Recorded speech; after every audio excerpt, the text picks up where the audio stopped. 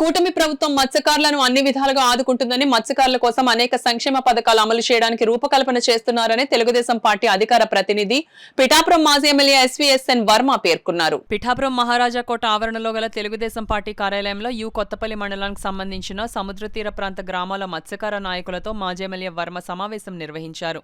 ఈ సమావేశంలో పలు అంశాలపై చర్చించారు. ఈ కార్యక్రమంలో అనిశెట్టి సత్యానందరెడ్డి, మాజీ జెడ్పీటీసీ బత్తుల చైతన్య రాజేష్ కుమార్ తదితరులు పాల్గొన్నారు. కూటమి నాయకత్వం అందరికీ కూడా మత్స్యకారుల తరఫున మరి ఏదైతే 20,000 ఇస్తారో దానికి ధన్యవాదాలు తెలియజేస్తాను.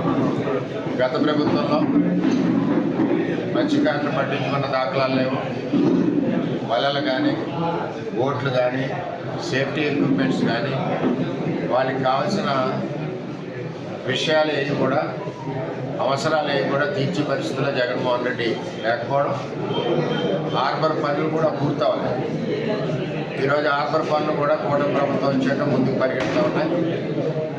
హార్బర్ తీసుకొచ్చింది తెలుగుదేశం ప్రభుత్వం సమయంలో చంద్రబాబు నాయుడు గారు శ్రద్ధ పెట్టి మరి ఆ రోజు హార్బర్ తీసుకురావడం, అన్ని పర్మిషన్లు తేవడం, మీకు అన్నీ కూడా దగ్గరుండి చూశారు, మీకు అన్నీ తెలుసు.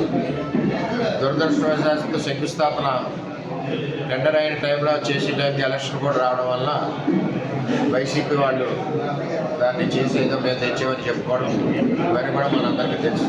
ఏది ఏమైనా మత్స్యకారుల గుండెల్లో హార్బర్ ఎవరు తెచ్చారో తెలుసు.